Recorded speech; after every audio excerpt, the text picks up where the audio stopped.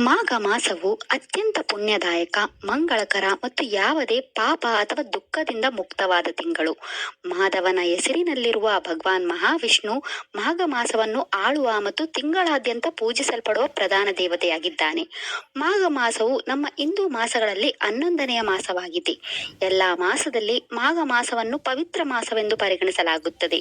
ನಮ್ಮ ಪವಿತ್ರ ನದಿಗಳು ಮತ್ತು ಪವಿತ್ರ ಸಮುದ್ರಗಳಲ್ಲಿ ಪವಿತ್ರ ಸ್ನಾನವನ್ನು ಮಾಡಲು ಮಾಘ ಮಾಸವನ್ನು ಅತ್ಯಂತ ಪವಿತ್ರವಾದ ತಿಂಗಳು ಎಂದು ಪರಿಗಣಿಸಲಾಗುತ್ತದೆ.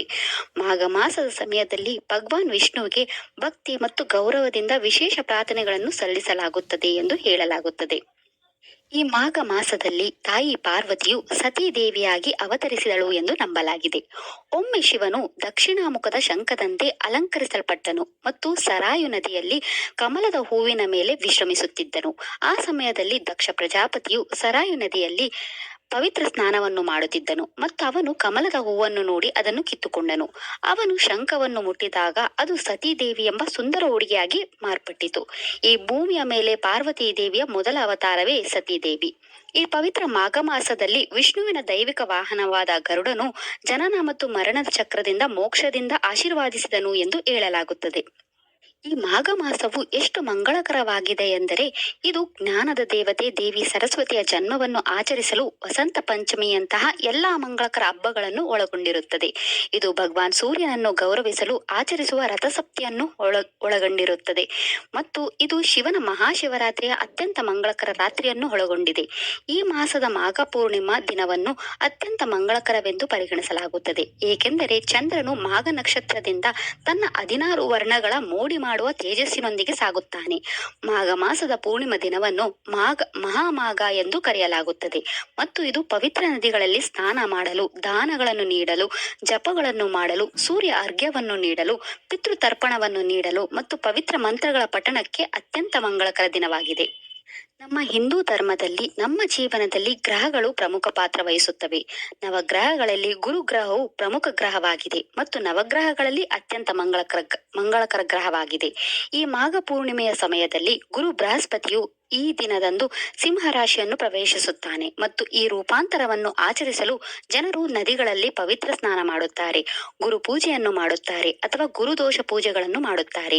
ಎಲ್ಲಾ ಹಿಂದೂ ದೇವಾಲಯಗಳಲ್ಲಿ ವಿಶೇಷ ಪೂಜೆಗಳನ್ನು ನಡೆಸಲಾಗುತ್ತದೆ, ವಿಶೇಷವಾಗಿ ನವಗ್ರಹ ಪೂಜೆಗಳನ್ನು ನಡೆಸಲಾಗುತ್ತದೆ. ಈ ಸಂಪೂರ್ಣ ಮಾಘ ಮಾಸದಲ್ಲಿ ದೇವಾಲಯಗಳಲ್ಲಿ ಭವ್ಯವಾದ ಆಚರಣೆಗಳನ್ನು ನಡೆಸಲಾಗುತ್ತದೆ. ಈ ಮಾಸದಲ್ಲಿ ಭಕ್ತರು ಮಾಘ ಪುರಾಣವನ್ನು ಓದುತ್ತಾರೆ. ಮಹರ್ಷಿ ಸೂತ ಮಹರ್ಷಿಗಳು ಪದ್ಮ ಪುರಾಣದಲ್ಲಿ ಮಾಘ ಮಾಸದ ಮಹತ್ವವನ್ನು ವಿವರಿಸಿದ್ದಾರೆ. ಜನರು ಈ ಮಾಘ ಪುರಾಣವನ್ನು ತಿಂಗಳಾದ್ಯಂತ ಓದುತ್ತಾರೆ. ಮಾಘ ಪುರಾಣವು ಪ್ರಯಾಗ, ತ್ರಯಂಬಕೇಶ್ವರ ಮತ್ತು ಗೋದಾವರಿ ನದಿಯಲ್ಲಿ ಸ್ನಾನ ಮಾಡುವ ಮಹತ್ವವನ್ನು ವಿವರಿಸುತ್ತದೆ. ಈ ತಿಂಗಳಲ್ಲಿ ಮುಂಜಾನೆ ಪವಿತ್ರ ನೀರಿನಲ್ಲಿ ಸ್ನಾನ ಮಾಡಿ ವಿಷ್ಣು ದೇವರನ್ನು ಪ್ರಾರ್ಥಿಸಬೇಕು ಎಂದು ಹೇಳಲಾಗುತ್ತದೆ. ಭಕ್ತರು ಪವಿತ್ರ ನದಿಯ ಬಳಿ ಮಾಘ ಪುರಾಣವನ್ನು ಓದುತ್ತಾರೆ ಮತ್ತು ಪವಿತ್ರ ನದಿಯ ಬಳಿ ದೀಪಗಳನ್ನು ಬೆಳಗಿಸುತ್ತಾರೆ. ಈ ತಿಂಗಳು ವಿಷ್ಣು ಮತ್ತು ಶಿವನ ದೇವಾಲಯಗಳಲ್ಲಿ ವಿಶೇಷ ಪೂಜೆಯನ್ನು ಆಚರಿಸಲಾಗುತ್ತದೆ. ಮಾಘ ಪೂರ್ಣಿಮಾ ದಿನದಂದು ಪವಿತ್ರ ನೀರಿನಲ್ಲಿ ಸ್ನಾನ ಮಾಡುವುದು ಮಾಘ ಪೂರ್ಣಿಮಾ ದಿನದಂದು ಪವಿತ್ರ ನೀರಿನಲ್ಲಿ ಸ್ನಾನ ಮಾಡುವುದು ಅತ್ಯಂತ ಮಹತ್ವದ ಘಟನೆ ಎಂದು ಪರಿಗಣಿಸಲಾಗಿದೆ ಮತ್ತು ಪವಿತ್ರ ಸ್ನಾನ ಮಾಡುವಾಗ ದಾರಿದ್ರ್ಯ ದುಃಖ ದಹನ ಸ್ತೋತ್ರ ಮತ್ತು ಸ್ನಾನ ಮಂತ್ರ ಪಠಿಸಬೇಕು. ಪವಿತ್ರ ಸ್ನಾನ ಮಾಡುವಾಗ ಸೂರ್ಯನಾರಾಯಣನನ್ನು ಪೂಜಿಸಬೇಕು ಮತ್ತು ಸೂರ್ಯ ದ್ವಾದಶ ನಾಮಗಳನ್ನು ಪಠಿಸಬೇಕು. ಪವಿತ್ರ ನದಿಯಲ್ಲಿ ಸ್ನಾನ ಮಾಡುವಾಗ ವಿಷ್ಣುವಿನ ಈ ಪವಿತ್ರ ನಾಮಗಳಾದ ಓಂ ಅಚ್ಯುತಾಯ ನಮಃ, ಓಂ ಮಾಧವಾಯ ನಮಃ ಮತ್ತು ಓಂ ಗೋವಿಂದಾಯ ನಮಃ ಎಂದು ಸ್ಮರಿಸಬೇಕು. ನಮ್ಮ ದುಃಖಗಳನ್ನು, ನಮ್ಮ ಪಾಪಗಳನ್ನು ಮತ್ತು ನಮ್ಮ ಬಡತನವನ್ನು ತೊಡೆದು ಹಾಕಲು ಭಗವಾನ್ ವಿಷ್ಣುವನ್ನು ಪ್ರಾರ್ಥಿಸಬೇಕು. ನಮ್ಮ ಕೊನೆಯ ಉಸಿರು ಇರುವವರೆಗೂ ವಿಷ್ಣುವಿನ ಸೇವೆ ಮಾಡಲು ನಾವು ಯಾವಾಗಲೂ ಅವನೊಂದಿಗೆ ಪ್ರಾರ್ಥಿಸಬೇಕು. ಮಾಘ ಮಾಸವನ್ನು ವಿಶೇಷವಾಗಿ ಆಧ್ಯಾತ್ಮಿಕ ಸಾಧನೆಗಾಗಿ ಮೀಸಲಾಗಿದೆ. ಈ ತಿಂಗಳಲ್ಲಿ ಜನರು ಶಾಂತವಾಗಿ ಮತ್ತು ಮೌನವಾಗಿರುತ್ತಾರೆ. ಜನರು ಪವಿತ್ರ ಗಂಗೆಯಲ್ಲಿ ಸ್ನಾನ ಮಾಡುತ್ತಾರೆ ಮತ್ತು ಜನರು ತಮ್ಮ ಪೂರ್ವಜರಿಗೆ ಪೂಜೆ ಮತ್ತು ಧ್ಯಾನದ ಜೊತೆಗೆ ಪ್ರಾರ್ಥನೆಗಳನ್ನು ಸಲ್ಲಿಸುತ್ತಾರೆ. ಈ ಮಾಘ ಮಾಸದ ಸಮಯದಲ್ಲಿ ಮೌನ ವ್ರತವನ್ನು ಮತ್ತು ಉಪವಾಸವು ಆಚರಿಸುವುದರಿಂದ ಹೆಚ್ಚು ಮಂಗಳಕರ ಮತ್ತು ಪ್ರಯೋಜನಕಾರಿ ಎಂದು ನಂಬಲಾಗಿದೆ. ಇದನ್ನು ಮಾಡುವುದರಿಂದ ನಾವು ದೇವರಿಗೆ ಹತ್ತಿರವಾಗುತ್ತೇವೆ ಮತ್ತು ನಮ್ಮ ಜೀವನದಲ್ಲಿ ಸಂತೋಷವನ್ನು ಪಡೆಯುತ್ತೇವೆ ಎಂದು ನಂಬಲಾಗಿದೆ. ಈ ಮಾಘ ಮಾಸವು ಗುಪ್ತ ನವರಾತ್ರಿಯ ಪ್ರಾರಂಭದೊಂದಿಗೆ ಪ್ರಾರಂಭವಾಗುತ್ತದೆ. ಈ ನವರಾತ್ರಿಯನ್ನು ಹೆಚ್ಚಾಗಿ ಉತ್ತರ ಭಾರತದಲ್ಲಿ ಮತ್ತು ದಕ್ಷಿಣ ಭಾರತದ ಕೆಲವು ಪ್ರದೇಶಗಳಲ್ಲಿ ಆಚರಿಸಲಾಗುತ್ತದೆ. ಈ ನವರಾತ್ರಿಯನ್ನು ದೈವಿಕ ಆದಿಶಕ್ತಿಯ ರೂಪವಾದ ಶ್ಯಾಮಲಾದೇವಿಯನ್ನು ಪೂಜಿಸಲು ಆಚರಿಸಲಾಗುತ್ತದೆ. ಪಂಚಮಿ ತಿಥಿ ಅಥವಾ ವಸಂತ ಪಂಚಮಿಯಂದು ಸರಸ್ವತಿ ದೇವಿಯನ್ನು ಪೂಜಿಸಲಾಗುತ್ತದೆ. ವಿದ್ಯಾರ್ಥಿಗಳು ದೇವಿ ಸರಸ್ವತಿಯ ಆಶೀರ್ವಾದ ಪಡೆಯಲು ವಿವಿಧ ಪೂಜೆಗಳನ್ನು ಮಾಡುತ್ತಾರೆ. ಜನರು ದೇವಿ ಸರಸ್ವತಿಗೆ ಹಳದಿ ಮತ್ತು ಬಿಳಿ ಹೂವುಗಳನ್ನು ಅರ್ಪಿಸುತ್ತಾರೆ. ಅನೇಕ ವಿದ್ಯಾರ್ಥಿಗಳು ಈ ದಿನದಂದು ತಮ್ಮ ಸಂಗೀತ ಅಧ್ಯಯನವನ್ನು ಪ್ರಾರಂಭಿಸುತ್ತಾರೆ. ವಿದ್ಯಾರ್ಥಿಗಳು ಈ ದಿನ ಗುರುಪೂಜೆ ಅಥವಾ ಗುರುವಂದನೆ ಮಾಡುತ್ತಾರೆ. ಜನರು ಈ ದಿನ ಅಕ್ಷರಾಭ್ಯಾಸ ಅಥವಾ ಅನ್ನಪ್ರಾಶನ ಮಾಡುತ್ತಾರೆ. ವಿದ್ಯಾರ್ಥಿಗಳು ಉತ್ತಮ ಜ್ಞಾನ, ಉತ್ತಮ ಜ್ಞಾಪಕ ಶಕ್ತಿ ಮತ್ತು ಉತ್ತಮ ಭಾಷಣಕ್ಕಾಗಿ ದೇವಿ ಸರಸ್ವತಿಯನ್ನು ಪೂಜಿಸುತ್ತಾರೆ. ಈ ದಿನವು ಅಧ್ಯಯನ, ಶಿಕ್ಷಣ ಮತ್ತು ಸಂಗೀತಕ್ಕೆ ಸಂಬಂಧಿಸಿದ ಉತ್ತಮ ಆರಂಭ ದಿನವಾಗಿದೆ. ದೇವಿ ಸರಸ್ವತಿ ನಮ್ಮಲ್ಲಿರುವ ಸೃಜನಶೀಲ ಶಕ್ತಿಯನ್ನು ಸಂಕೇತಿಸುತ್ತಾಳೆ. ಈ ದಿನವನ್ನು ವಿಶೇಷವಾಗಿ ಪಶ್ಚಿಮ ಬಂಗಾಳದಲ್ಲಿ ಸರಸ್ವತಿ ಮೂರ್ತಿಗಳನ್ನು ಅಲಂಕರಿಸಿ ಪುಸ್ತಕಗಳನ್ನು, ಸಂಗೀತ ವಾದ್ಯಗಳನ್ನು ದೇವಿ ಸರಸ್ವತಿಯ ಮುಂದೆ ಇಟ್ಟು ಪೂಜಿಸಲಾಗುತ್ತದೆ. ಉತ್ತರ ಭಾರತದಲ್ಲಿ ಮಾಘ ಮಾಸದ ಈ ಸಮಯದಲ್ಲಿ ಸಾಸುವೆ ಹೊಲಗಳನ್ನು ಸಂಪೂರ್ಣವಾಗಿ ಚಿನ್ನದ ಬಣ್ಣದ ಹೂವುಗಳಿಂದ ಬೆಳೆಸಲಾಗುತ್ತದೆ. ಇದನ್ನು ಅತ್ಯಂತ ಮಂಗಳಕರವೆಂದು ಪರಿಗಣಿಸಲಾಗುತ್ತದೆ ಮತ್ತು ಈ ಹೂವುಗಳನ್ನು ವಿಗ್ರಹಗಳಿಗೆ ಅರ್ಪಿಸಲಾಗುತ್ತದೆ. ಈ ದಿನವನ್ನು ವಸಂತ ಪಂಚಮಿ ಎಂದು ಸಹ ಆಚರಿಸಲಾಗುತ್ತದೆ, ಏಕೆಂದರೆ ಇದನ್ನು ವಸಂತ ಕಾಲದ ಆಗಮನವೆಂದು ಆಚರಿಸಲಾಗುತ್ತದೆ ಮತ್ತು ಇದು ಗುರುಗ್ರಹದ ಒಂದು ಸಂಪೂರ್ಣ ಮಂಡಲದ ಸಂಪೂರ್ಣತೆ ಎಂದು ಪರಿಗಣಿಸಲಾಗುತ್ತದೆ. ಈ ಹಬ್ಬವು ವಸಂತ ಋತುವಿನ ಆರಂಭವನ್ನು ಸೂಚಿಸುತ್ತದೆ. ಈ ದಿನ ಜನರು ಪ್ರಕಾಶಮಾನವಾದ ಹಳದಿ ಬಟ್ಟೆಗಳನ್ನು ಧರಿಸುತ್ತಾರೆ ಮತ್ತು ಹಳದಿ ಬೇಯಿಸಿದ ಅನ್ನ ಮತ್ತು ಹಳದಿ ಸಿಹಿ ತಿಂಡಿಗಳನ್ನು ತಿನ್ನುತ್ತಾರೆ. ನಮ್ಮ ಹಿಂದೂ ಸಂಸ್ಕೃತಿಯಲ್ಲಿ ನಮ್ಮ ಹಬ್ಬದ ಪ್ರತಿಯೊಂದು ಅಂಶವೂ ಪ್ರಕೃತಿ ಮತ್ತು ವಿಜ್ಞಾನದೊಂದಿಗೆ ಸಂಪರ್ಕ ಹೊಂದಿದೆ. ಈ ವಸಂತ ಪಂಚಮಿಯಂದು ಹಳದಿ ಬಣ್ಣದ ಸಿಹಿ ತಿಂಡಿಗಳು ಮತ್ತು ಅಕ್ಕಿ ಪದಾರ್ಥಗಳನ್ನು ಸೇವಿಸುವುದು ಅರಿಶಿಣ ಮತ್ತು ಕೇಸರಿಯ ವ್ಯಾಪಕ ಬಳಕೆಯನ್ನು ಖಚಿತಪಡಿಸಿಕೊಳ್ಳುತ್ತದೆ. ಅರಿಶಿಣವು ಪ್ರಸಿದ್ಧವಾದ ನಂಜು ನಿರೋಧಕವಾಗಿದೆ ಮತ್ತು ಕೇಸರಿಯು ಉತ್ಕರ್ಷಣ ನಿರೋಧಕಗಳಿಂದ ತುಂಬಿರುವ ಅತ್ಯಂತ ಶಕ್ತಿಶಾಲಿ ಮಸಾಲೆ ಎಂದು ನಂಬಲಾಗಿದೆ. ಎರಡನ್ನೂ ಸೇವಿಸುವುದರಿಂದ ನಮ್ಮ ದೇಹವು ನೈಸರ್ಗಿಕವಾಗಿ ಶುದ್ಧವಾಗಿರುತ್ತದೆ. ಈ ಮಾಘ ಮಾಸದಲ್ಲಿ ರಥಸಪ್ತಮಿಯನ್ನು ಭಗವಾನ್ ಸೂರ್ಯನಾರಾಯಣನನ್ನು ಗೌರವಿಸಲು ಮತ್ತು ಪೂಜಿಸಲು ಆಚರಿಸಲಾಗುತ್ತದೆ. ಈ ದಿನ ಸೂರ್ಯನಾರಾಯಣನು 7 ಕುದುರೆಗಳ ರಥವನ್ನು ಏರಲು ಪ್ರಾರಂಭಿಸಿದನು ಎಂದು ನಂಬಲಾಗಿದೆ. ಈ ದಿನವನ್ನು ಸೂರ್ಯ ಜಯಂತಿ ಎಂದು ಆಚರಿಸಲಾಗುತ್ತದೆ, ಏಕೆಂದರೆ ಈ ದಿನ ಸೂರ್ಯ ದೇವರು ಋಷಿ ಕಶ್ಯಪ ಮತ್ತು ಅದಿತಿಗೆ ಜನಿಸಿದನು. ಸೂರ್ಯನ 7 ಕುದುರೆಗಳು ಮಳೆಬಿಲ್ಲಿನ 7 ಬಣ್ಣಗಳನ್ನು ಮತ್ತು ಪ್ರಕಾಶಿತ ಸೃಷ್ಟಿಯನ್ನು ಸಂಕೇತಿಸುತ್ತದೆ. ಈ ದಿನದಂದು ಉಪವಾಸ ಮಾಡುವುದು ಮತ್ತು ಸೂರ್ಯೋದಯದಲ್ಲಿ ಸೂರ್ಯ ಅರ್ಘ್ಯವನ್ನು ಅರ್ಪಿಸುವುದು ಮಂಗಳಕರವೆಂದು ಪರಿಗಣಿಸಲಾಗಿದೆ. ಭಗವಾನ್ ಸೂರ್ಯನಿಗೆ ಪ್ರಾರ್ಥನೆಗಳು ಮತ್ತು ಸೂರ್ಯ ಮಂತ್ರಗಳಾದ ಸೂರ್ಯ ಗಾಯತ್ರಿ ಮಂತ್ರ, ಆದಿತ್ಯ ಹೃದಯ ಸ್ತೋತ್ರ, ಸೂರ್ಯ ಸಹಸ್ರನಾಮ ಮತ್ತು ಸೂರ್ಯ ಅಷ್ಟಕಂ ಪಠಿಸುವುದು ಮಂಗಳಕರವೆಂದು ಪರಿಗಣಿಸಲಾಗಿದೆ. ಸೂರ್ಯ ಮಂತ್ರಗಳನ್ನು ಪಠಿಸುವುದರಿಂದ ನಮಗೆ ಉತ್ತಮ ಆರೋಗ್ಯ ಮತ್ತು ಸಂತೋಷವನ್ನು ನೀಡುತ್ತದೆ ಎಂದು ಹೇಳಲಾಗುತ್ತದೆ.